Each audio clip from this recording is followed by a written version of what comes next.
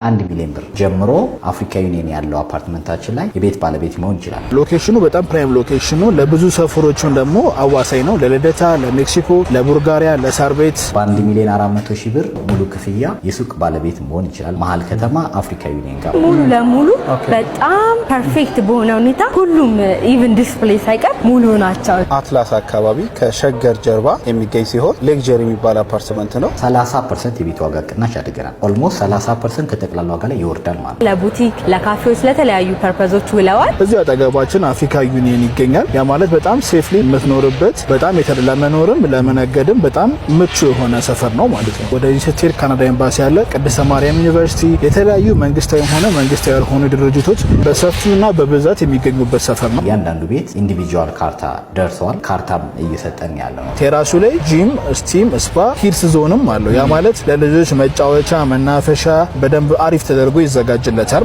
ሳውናው፣ ስቲሙ፣ ጂሙ፣ ክለብ ሃውሱ በሙሉ አሁንም እነዚህ አሚኒቲዎችን ያሟላል።